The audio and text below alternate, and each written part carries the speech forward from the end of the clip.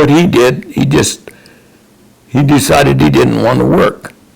So he went and mortgaged my land, the land, 2 sections of my ground, and went in there and just mortgaged it, and I was supposed to pay for that, plus I wouldn't get the deed or anything out of it. I was supposed to pay for that $395,000, and I would not get anything.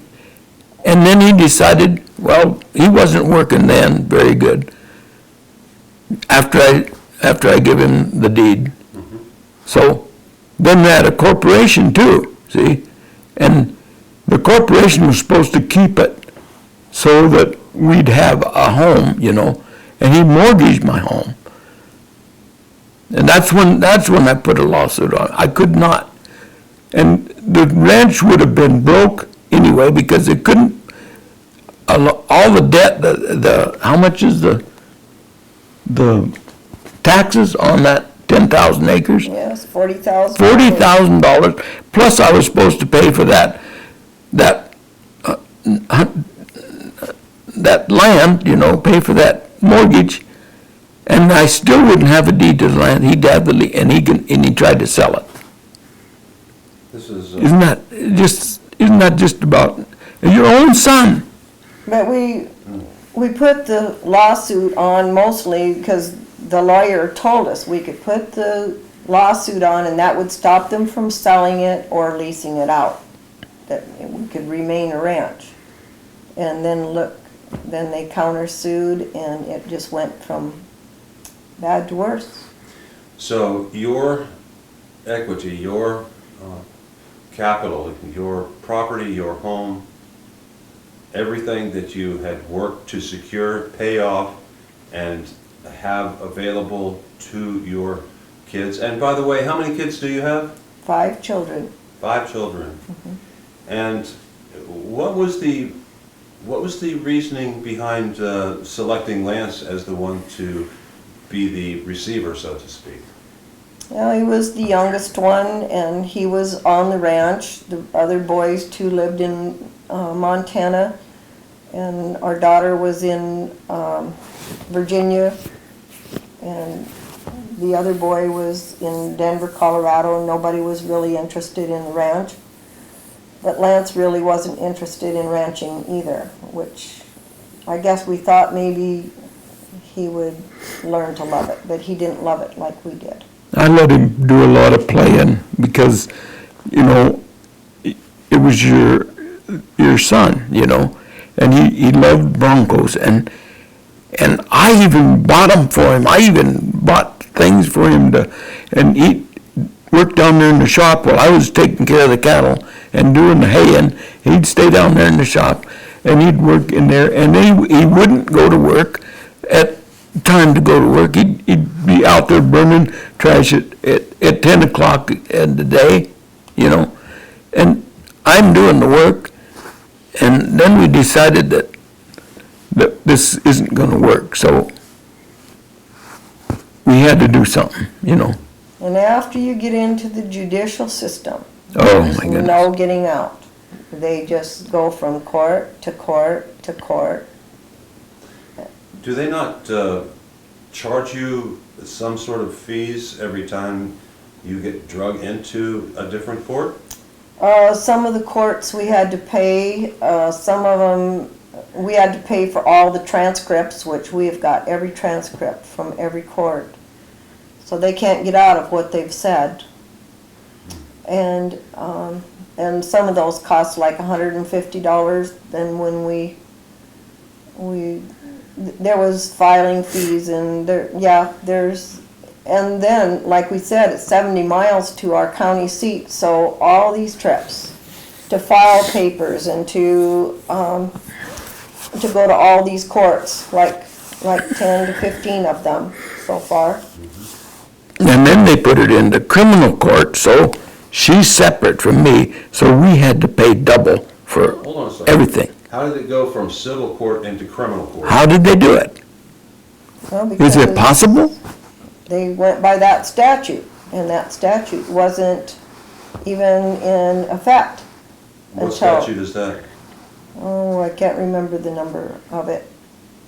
That was the one that you can't sue judges and lawyers and Others, others Oh. and okay. file liens, common law liens. And I said, they're not common law liens, they're commercial liens.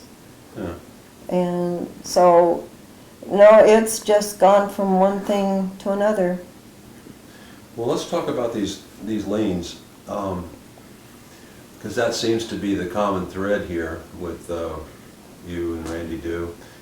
And that is that whenever judges, lawyers, or any public official for that matter, goes against the law and violates your rights and causes you harm, you have recourse. And that recourse is built into what, is it Title 18? Yeah, Okay. And if that recourse is built into the law and you exercise your right of doing this, I still don't see where that comes into criminal unless, of course, the judge and or the lawyers look at your actions as being criminal in nature. And for me, sitting up here in the bleachers watching this, what I see is that there is literally no justification, no reason for them to do that other than the fact that they are being held responsible for their actions, and that is not something they care to be involved in, because that's common anywhere in the country that this occurs. And every time it occurs, the judges get really, really upset, don't they? mm-hmm, yeah. they do. And has it been just the judges where the liens have been so far placed, or have there been other people as well? There's like 20 of them.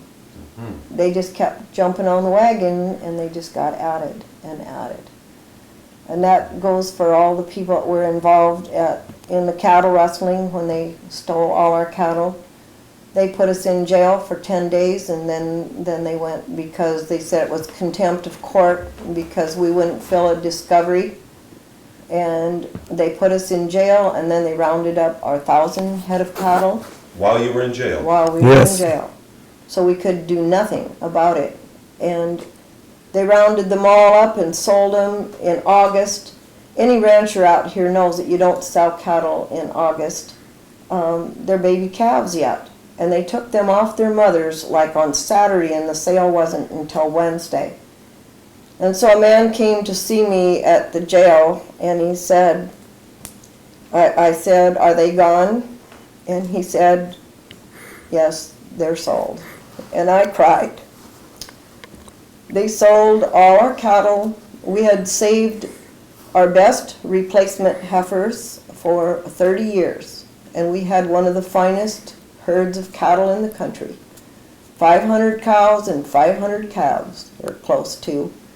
We had yearlings, 160 head of yearlings.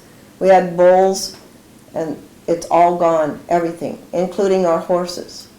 And our beloved milk cows, little Jersey milk cows that we had bought, they sold them. And we went, after the sale, we went back to the man that bought our little Jersey milk cows, and we bought them back. We had to pay for them, $4,000 some dollars. He said, I knew you'd be back to buy them. It was so sad. This sounds very reminiscent of what happened down in Nevada at the Bundy Ranch. The players seem to be different, but the effect remains the same. And the common denominator here appears to be the federal influence once again. Now, if the federal people are involved in allowing this to go on, where has the FBI been, who is charged to look out for these type of crimes? Where have they been in this mix? I don't know, they went and had an interview with Mr. King and others over at Gordon, but nobody ever come and talked to us and asked us. The FBI didn't come and ask us anything. This is continuing to get deeper and deeper. I know that Joaquin and myself were involved in talking to the federal people on Tuesday, and they feigned interest, and I don't know if that was real or not. We will find out, because it would appear as if somebody else is playing marionette with these agents and directing them in some direction that is, for lack of a better term, anti-American. Yeah, I think it Yeah. goes all the way to the top, because Randy has sent papers to the governor, so have we, the governor, the attorney general, the court administrator. And then after they gave us some money, split up the money from the cattle, then we went to our bookkeeper and we said, now what do we do? Here we got $300,000 and what are we gonna do? Profit, Profit, you yeah. know. What do you do? So she says, you're gonna have to reinvest some of that money back into cattle, because if you don't, now the IRS is going to come in and charge you for $350,000. Wow. So then, here we've lost the ranch, we have money that we can't use because, well, Uncle Sam's gonna come and get the rest of it now. And then what were we supposed to live on? It sounds more like you've had vultures circling Oh, it's vultures. for the past few years Oh. than anything else, and they just take on different flavors. Some of them maybe even the lawyers in town. Some of them maybe the accountants. Some of them the judges. But all of them appear to be doing one thing: taking from those that are producing Yeah. and distributing to those that do not. What is that? Is that America as you know it? No, we don't feel that it's America anymore, that anything like this can happen to anybody. And then, Curtis said it's your fault that this happened. That we decided that Lance we was gonna not pay him, see? Because he was getting paid by the corporation.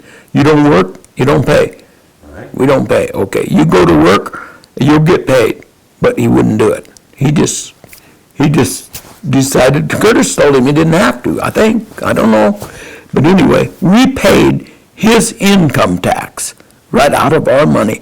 Lance made the $300,000, you know, and we paid his income tax.